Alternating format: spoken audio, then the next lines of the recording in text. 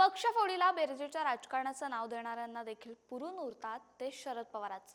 मग ते राजकारणातील जुने शत्रू सोबत घेणं असो किंवा विरोधी पक्षातील नेत्यांना आपल्या सोबत घेऊन राजकीय वातावरण तापवणं असो, शरद पवारांचा यात हातखंड आहे, किंबहुना यामध्ये त्यांचा हात कुणीच धरू शकत नाही।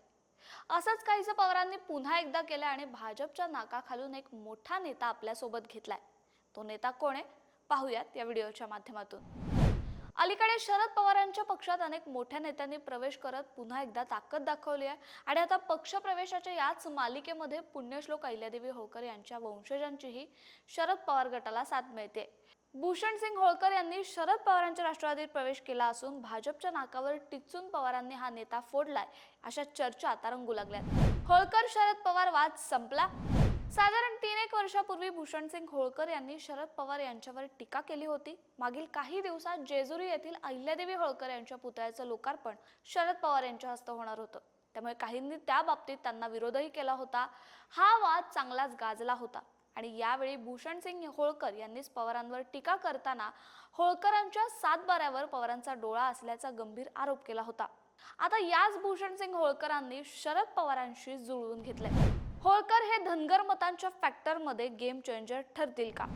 तर हो, शरद पवार टार्गेट करत असलेल्या मतदारसंघांपैकी माढा मतदारसंघातून महादेव जानकर हे पवारांच्या पाठिंब्यावर उभे राहणार होते।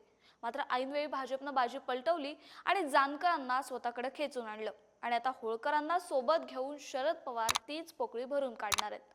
फक्त माढाच नाही तर सोलापूर आणि बारामती या दोन्ही मतदारसंघात धनगरांची मतं महत्त्वाची भूमिका बजावतात। मागच्या निवडणुकांमध्ये जेव्हा सुप्रिया सुळे विरुद्ध महादेव जानकर यांच्यात लढत झाली तेव्हा धनगर मतदानामुळे सुळेंसाठी ती निवडणूक दमवणारी ठरली होती। म्हणूनच जानकर प्रयोग फसल्यानंतर पवारांनी होळकरांना सोबत घेतलंय। फक्त सोबत नाही तर भूषण सिंग होळकर यांच्यावर स्टार प्रचारक आणि महाराष्ट्र प्रदेश उपाध्यक्ष पदाची जबाबदारी देण्यात आली आहे। त्यामुळे आता जानकरांवर लावलेला डाव फसल्यानंतर शरद पवारांच्या या एक्सपेरिमेंटला यश मिळेल का, याविषयी तुम्हाला काय वाटतं आम्हाला कमेंट करून नक्की सांगा। सरकारनं मला लाईक, शेअर आणि सबस्क्राईब करायला विसरू नका। राजकारणातील प्रत्येक अचूक बातमीचे सर्वात आधी अपडेट्स मिळवण्यासाठी सरकारनामाच्या सर्व सोशल मीडिया प्लॅटफॉर्मला लाईक, फॉलो आणि सबस्क्राईब करा। तसंच सर्व नोटिफिकेशनसाठी बेल आयकॉन प्रेस करायला विसरू नका।